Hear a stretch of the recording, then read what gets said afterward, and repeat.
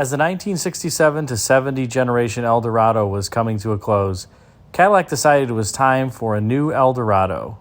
This Eldorado would be introduced in 1971 and would carry on in various forms and looks until the 1978 model year, after which it was downsized for 1979. Though it appears physically larger than its predecessor, the 1971 Eldorado and the 1970 Eldorado are almost the same length at 221 inches long. Although they do have different wheelbases, the 1971 Eldorado is about 6 inches longer in wheelbase than the 1970 version at 126.3 inches versus 120-inch wheelbase. The design themes are also notably different, where the more tailored look of the 67 gave way to a very different, longer, lower, wider look, complete with beveled surfaces, that began on the 1971 Eldorado. Changes were made under the sheet metal as well, with the 500 cubic inch engine now becoming a low compression 8-to-1 engine, and horsepower decreasing from 400 gross horsepower down to 365 gross horsepower, which was approximately 235 net horsepower for 1971. The chassis also received numerous revisions, including a change from the torsion bar front suspension and single-leaf rear spring setup to a suspension system with torsion bars still up front, but now coil springs in the rear. Moreover, what was once a unique so-called E-body platform shared across the Eldorado, Riviera, and Tornado was now moved to something that was really a warmed-over B-body platform, with a number of components including the windshield and the cowl, and other floor pan components and glass planes shared between the Eldorado and its other B-body siblings. From a design standpoint, the man in charge of the 1971 Eldorado's development was Wayne Kady, who was a participant on the 1967 Eldorado design team.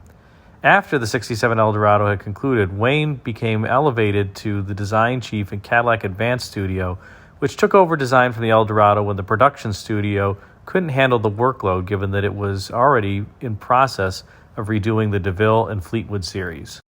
Listen in as we sit down with Wayne yet again, this time for his take on the 1971 Eldorado's design, as he shares some of his original sketch work and discusses how the team came up with the final design proposal.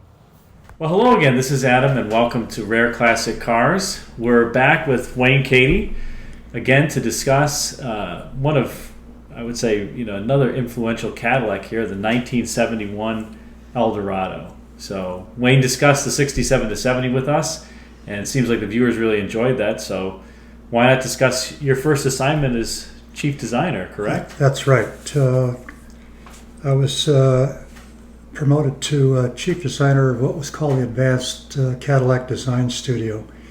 And the reason for that studio being created is because the Cadillac studio was working on an all-new sedan DeVille and Fleetwood series of cars, and they couldn't handle the load, so I was given the assignment to do the Eldorado, and that was my first assignment as a chief designer. So I got to ride herd on, So that was the first. The DeVille and the Fleetwood series was in one Cadillac studio, and the Advanced studio got the Eldorado. That's right. So what was the thought process behind going from the 67 to 71? What were some of the planning conversations? What was some of the thoughts behind the car before you even started designing it? Well, at that time in the building, everybody was kind of enamored with 4 fendered cars kind of standing off from the body side. And I don't know whether Mitchell got this thing going, or I don't know whether it was the Great Gatsby. I don't remember exactly how that came about. But we were all starting out to do that kind of a thing. It's like 4 fender bump, like 2 in the front. Kind of like the 63 Stingray a little bit? Did they have the 4 bumps or no? Except these are more on the side. Okay. The Stingray was more on the top. It had a crease line that went all the way around the car, like a datum line, and then it had the blisters with a crease over each wheel. So what we were looking at was something that was more of a fender going back to probably in the 30s, but in a modern version of it. Is this the so-called four-fendered Farkle or something? Yeah. What was that? What did that? That was just a pipe dream. We were doing 16-cylinder cars back then. We were doing all kinds of crazy things. But whenever we'd finish a program, it would give the designers an opportunity to just sketch and keep their mind going about doing dream projects. Whether they're realistic or not didn't matter. It was just to keep you creative. Was it known at the time that you were going to go from a dedicated platform then to more of a shared B-body-esque platform? No, it wasn't known at the time, because when we first started out, you were able to do a car that had a narrower body with the standoff fenders. But as the body grew wider, we ended up having to share it with a B-body. Then you couldn't possibly do that. But it was a phase that we went through. And sometimes you go through silly phases, and you just have to get that out of your system. And that's what we do. Every now and then you have to flush something. Oh, that's true. And we're all designers. Some of us are infallible, but I'm not one of them. No, of course, right? That's right. My wife reminds me all the time I'm fallible, for sure. Oh, really? Occasionally. I would have never guessed. Especially, or the designers used to remind me as a finance person I was fallible, but I would contend that I was rather infallible. Oh, okay. Yes. Nice try. That's right. So it kind of progressed, and at some point, sounds like the car grew bigger than what you had really hoped. It did. I think there was a period where they were trying to figure out what to do, because the original front drive Eldorado came off what was called the E-body, and that was a narrower body, and it was a dedicated body to the Tornado, the Eldorado, and the Riviera. As we got into this program, and as we started to develop the design, and I guess they tried to figure out the volumes. I think the volumes dictate whether you can afford a specific body. Mm-hmm. I mean, you would know more about that than I would. But if you only sell so many cars, then is it worth it to spend for a whole new body configuration? If you can bring a car off of something that's shared with a volume line, then you can probably bring that car to market for less money. So that was a definite consideration then. Well, it wasn't my consideration. It was corporate's. Okay. Yeah. It was thrust upon you. How was that? It was thrust upon me. But anyway, I had to live with it. And anyway, the car evolved into being part of the B-body program, and we had to share the cowl and the windshield and they call it the glass plane through the doors, and of course the underbody. So there was a lot of high cost tooling that was being shared with other car lines. So that's what we had to live with. Got it. So it kind of grew larger. You had to share, it sounds like, quite a few more components on this generation Eldorado than the previous one. Exactly. And the car also, we'll say, was thrust upon you to be larger because they wanted it off of a B platform with those shared components. They wanted it, well, I don't know if they wanted it any larger than the 70 Eldorado, but that was about where we started. And of course it grew in width. It didn't grow much in length. I think it was only about a half an inch longer in length. The wheelbase got a little bit longer. Right. And I'm not sure whether that had something to do with the packaging or because it was shared frame or what. I'm not sure how that came about. But as it turned out, it was really a good thing because I think the proportions look better with the longer wheelbase. That's right, because I think it's 126 inch versus 120. It was 126 and a fraction, and the 67 through 70, I think, was 120 inch. Yes. The overall length were pretty close. Did I say about a half an inch longer? I think so. They're both about 220, 221 inches long Yeah, in that right. zip code. Exactly. Okay. So how did the design development start and progress? Kind of what were some of the thoughts Well, of the we theme? started out, like I said earlier, with these fourth fender Farkles, and that was kind of a kickoff. And everybody in the building was doing that kind of thing. We even built a fiberglass model in one of the, I think, Advanced Oldsmobile studios. And maybe it wasn't Advanced Olds, but they made an Oldsmobile version of it. Hmm. And it was a pretty good looking car, but it went nowhere. It's just like our four fender Farkle went nowhere too. But probably one of the earliest theme ideas for this car came from a beveled hood, and that kind of became, the 70 Eldorado had a hood that just had a crease, and then we added the bevel to it, and then that led into the bevels on the fenders. To carry that theme through the body side, because you like to have the theme work all the way around the car. You can't have a theme in the front and not a different theme in the rear, and the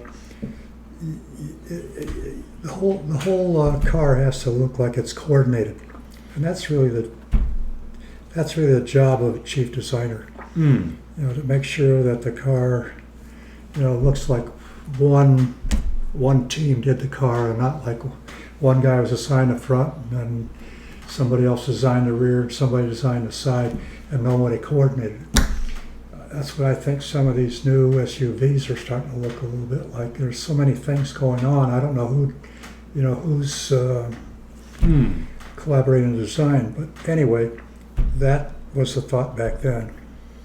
So what was the inspiration for that bevel theme? Was it something that came from another vehicle, or that it just came creatively? Just out of scratching out ideas, and that's just something that came into my mind, and I kind of built on it, and that's how it came about. And it was liked by, I have to answer to a couple of bosses ahead of me. Sure. So I got their approval to continue with it, and I continued with it. I was going to ask, 'cause it doesn't look very cost effective. That's at least another strike there on the die, right?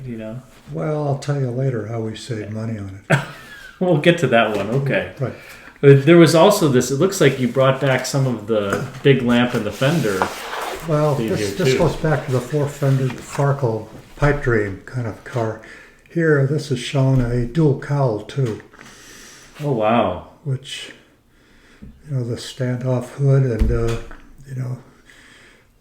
look like it's powerful, look like it's got 16 cylinders under the hood. When you've got 20 cents a gallon gasoline, by then it was probably 25 cents a gallon. It had gone up a little bit. It had gone up. Yeah.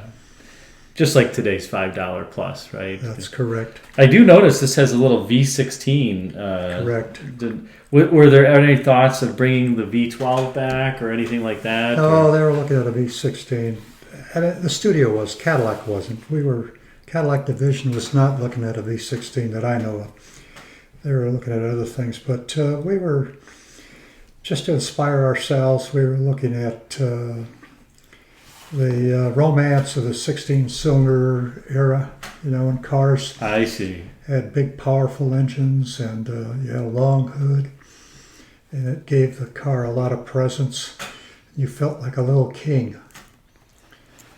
Well, certainly that one. I mean, yeah, it's interesting how you've kind of updated the original look from the '67 prototype. Well, I borrowed a little bit from the original. One of the original versions had 67. I like that. Now it's interesting. I was commenting when I first saw these. Maybe not so much that one, but this front end really reminds me of another GM car, out there that came out in '71 as well. So that Olds Tornado with the grill down here and the headlight theme. Okay. Yeah. Well, maybe this, but I'm sure they didn't. This came out long before anybody would have seen it. For the Tornado. Interesting. And then what are some of these over here like this? Was it other thoughts or? These are just different directions. Like these are just wild pipe dreams. It's it gives us a lot of what if, if you did this or what if you did that. So we go off in a lot of different directions. Mitchell was looking at boat tail Rivieras at the time. And this is kind of a Cadillac version of a boat tail.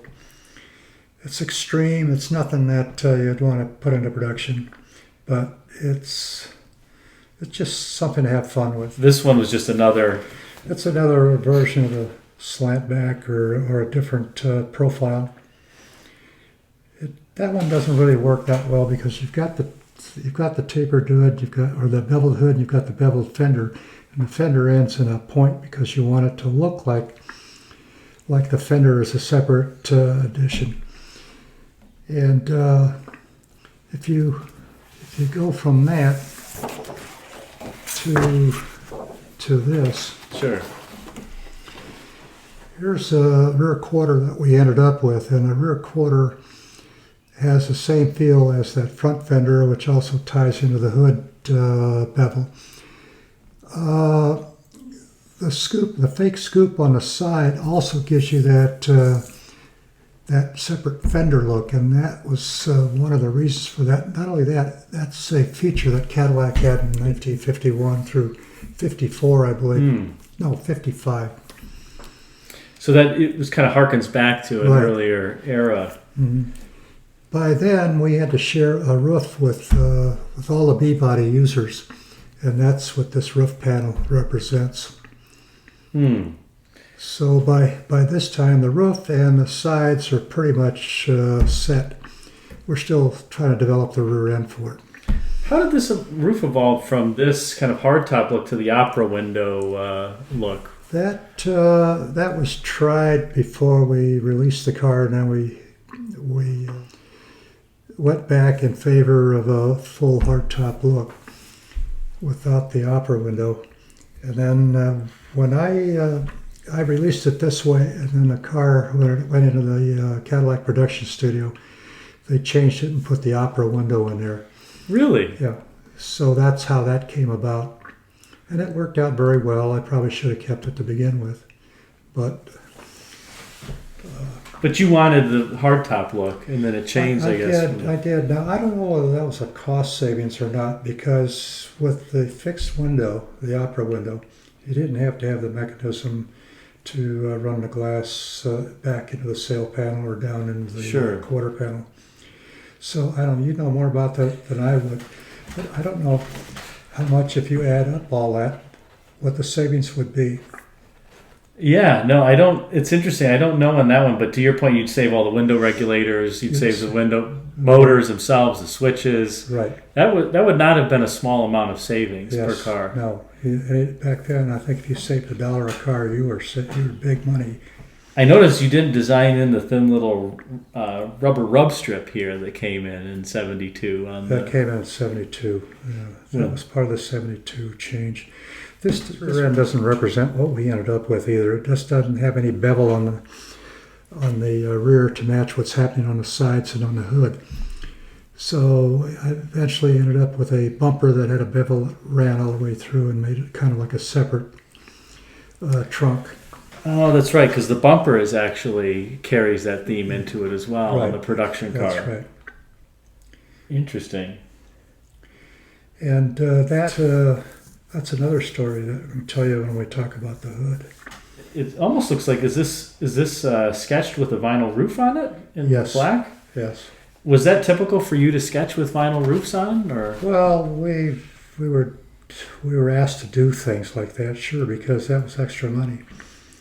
And if we didn't do it, the dealers would do it. And when the dealers did it, they would put real thick padding, and some of them really looked awful. And so we were trying to control that, and it still got out of hand. Some of the dealers really got carried away, and they tried to personalize their dealerships with vinyl roofs, and they'd even block out the quarter window in the doors. On some of the sedans, and they'd put half tops, and they'd also have a logo made up for their dealership. Almost their own brand, kind of. Yeah, right. They're trying to personalize their own dealerships. And towards the end of the run, like 70, I think beginning in 76 or so, a company called Does American Sunroof? American Sunroof. A guy by the name of Heinz Prechter owned American Sunroof, and he was always experimenting with ideas to make money on luxury cars, and he would come to Cadillac and he would talk to me about doing a special edition for Cadillac, and of course he knew the general manager of Cadillac, and he would try to get special editions, and George was always friendly with him, so there were times when Heinz would call me up and say, "Hey, I got something over here, I want you to come and see it." So I'd go over and see what he was doing, and sometimes it was good, sometimes it was, I'd make a few suggestions, and he would make the change, but he had an amazing gift, and that gift was that he could remember names. And he knew all the top guys in the corporation, both for General Motors, Ford, Chrysler. And the guy had such a gift that I can remember being at a Cadillac announcement show in Las Vegas.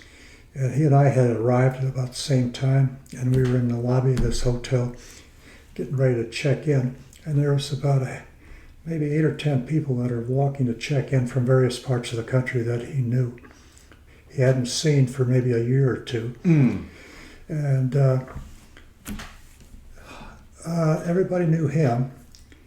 And then he introduced every one of them to me. He knew their names. Wow. He knew their wives' names. He knew their kids, where they went to school. And if somebody, in the family was sick, if he knew about it, he would ask about them. I've never met anybody in my life that had such a talent. Wow. But Heinz was very clever in coming up with different roof configurations. We ended up doing a number of projects. We did that last Eldorado Biarritz. At Peach and chocolate brown two-tone interior. Yeah. We did that at American Sunroof. And of course, we had to bring it back, and Mitchell had to approve it, but he okayed it. And you were back, so you really led the design of the 71, we'll say the 72, and then you went to Buick for a number of years. I went to Buick for a couple of years, did the 75 and 76 model year Buicks, which are mainly facelifts. The only major facelift was on the Buick Regal Coupe and sedan. And then I got back to Cadillac after the 76 was just about finished. I had to do a couple little details, but for the most part, the 76 program was finished. 71, 72 fender are the same. Front fender. The 73 is a modification of that same fender because the fender still had to tie into the door. The door was a carryover part. So that fender went all the way through the production. But to get the length was part of the 5 mile an hour bumper system, which came in 1973. And that was the reason for the major change in 73. So in order to keep the length of the car, or I should say, so the length didn't grow any bigger than it was. It had to take some plan view out of the 63, and it changed the fender ends in order to get to the bumper, because the bumper had to have some. It had a telescope into the. It had what they call intersorbers in the bumper systems. That's interesting. Solve the shock. So you mentioned take the plan view out. So you're referring to kind of this pointy nature of the hood. Yeah, not as much point. That's right. Yeah, I never thought of that, but it makes a lot of sense because otherwise you can't have the bumper really collapse all that easily. Right. So you lose the plan view on the 73 for. Well, some of it. Now, some of it might have been for aesthetics. I didn't do the 73. That was Stan Weiland that did that car. He was my ex-boss, Mm. and he and his team did the 73. Interesting. And then what was this fastback It here? was just another fastback version. You know, I was trying different things back then. That's a cool looking car. Well, you know, it's you know, some people love that kind of thing. Some people hate it. But if you notice now, there's a lot of cars that have a very fast profile, and I don't know whether it's mainly for aerodynamics or aesthetics. You know, it's interesting. I see some of the. I'm guessing this is obviously done before the program. I noticed, the '74 Le Mans taillights on the Pontiac a little bit. Oh there. yeah. I can see that a little bit there. In fact, my son had one. His first car was Le Mans. And a little bit of this European flair with the vents behind the. I remember some of the Monteverdi high speeds even had that look. That is neat. Yeah, I don't know what that was for. I can blow you some smoke and tell you it was to exit the in-cabin air, cigar air or something. Or something like that. Yeah, come on. You got to get the good story.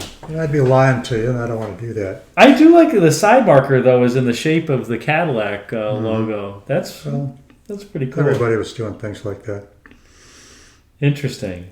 Well, would you say everything that you wanted out of it, given the car grew larger, or was there anything that, as it made it through to the final design, Yeah, I was pretty happy with the look of the car.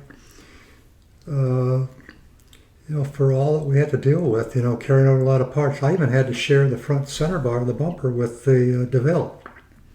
Really? Yes. In fact, we had to collaborate on that. And so what design was going on in the Cadillac studio, I had to also follow with my bumper center bar. I don't remember whether we came up with a bar or whether the Cadillac studio came up with a bar. But anyway, we had to share it, and it worked out fine. So that meant the plan view of the two cars had to be exactly the same, and then it had to be located at the same height. Wow. It's amazing because the front ends are relatively different too, but that somehow you're able to preserve the differentiation. It's a beveled hood. Ah. The other car did not have a beveled hood, so that's the major graphics from the front to the side to the rear. Ah. See, Adam? This is why I do these interviews. I learn as well as the viewers. Any other major parts that you had to share that drove styling considerations on it, or was? Oh, that's basically it. The windshield, of course, and the windshield frame, that's shared with all the B bodies. So Chevrolet had the same windshield, and so did Pontiac, Oldsmobile, and Buick. They all had a B body version. Cadillac chose to have the convertible off of the what they call the E body, but it wasn't. It was Yeah. I don't know what designation they gave it back then. They did call it an E, but it was. Call it an E? It's, to your point, it's kind of a right. lightly modified B. Exactly. Interesting. Incidentally, I think that's the first year we put a stand-up hood crest on the Eldorado. That's right, because the 67. And the crest had to. It had to be able to fold, so it was spring-loaded. So if a pedestrian hit it, it would fold, so it wouldn't break off and impale somebody, or if somebody fell on it, it wouldn't impale them.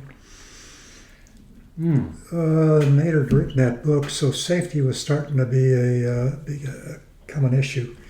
If you remember, some of the older cars had on the top of the fenders, they'd have a pointy molding or something. Molding or some kind of an ornament or decoration. Like the 59 Chevy has those little rocket forms and everything. And that became a safety issue. So things like that were starting to be looked at. Not long after that, they came up with the spring-loaded grills. That's right. And so when Nader wrote that book, it had an effect on a lot of the things that we did. I think we became a little more responsible when we started getting off of features on cars that were really unsafe. So it became a consideration for the design. It did become a consideration, Interesting. at least from my perspective. Interesting. And what was the thought of going back to having the stand-up ornament? Was it just... I think it was probably something to be in your face. So that you could reflect on driving the Cadillac? I'm a Cadillac and I have a runner. It had to have a presence. That's right. It's just like the guy with the Grey Poupon, Yes. So it was not just a reminder for the passerby. It was a reminder for the driver that you were... Exactly. Know why he spent the extra money. That was a big wreath and crest on that car, too. I mean, it was not a small one. It was car size. It was car size, yeah. Well, good, Wayne. Well, what was it? How about maybe on the wheel covers? Was there any thought there to this particular design? Well, that wheel cover really was, that's a 72 that I've got illustrated here, but the 71 had a different wheel cover. I had released the car with this wheel cover, but they couldn't tool it in time, or there was some issue that I wasn't really aware of as to why it didn't come out that way, but they used a different wheel cover. It was only for 1 year. I think it was a carryover wheel cover from the 70 Eldorado. Ah, okay. If you remember right, okay, this has concentric rings, and the 70 had spokes that, fine spokes that went all around that same area. Got it. So they couldn't do it in time for whatever reason. Maybe they ran out of money. Maybe the cost guys didn't allow the money to be to finish the job. If it weren't for us, then there'd be a lot more better looking cars, and who'd want that, right?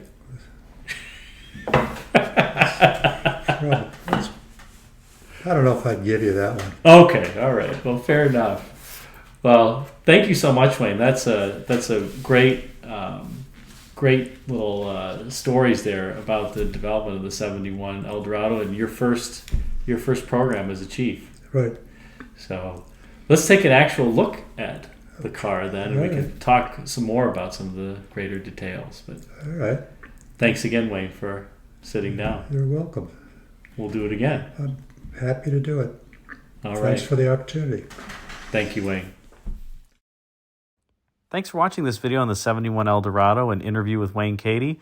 Stay tuned for a walk around of Wayne's personal 72 Eldorado convertible, where he discusses some of the design details. Please like, comment, and subscribe on the video, as that helps the YouTube algorithm serve it up to more viewers like you. And until next time, be sure to check out the video thumbnails at bottom left and right for some suggestions for you. And lastly, if you're not yet subscribed, what are you waiting for? Click the circular icon of the 67 Buick Riviera at the top left, then hit the bell to ensure that you're notified of all my future videos. Thanks again for watching, and until next time, take care.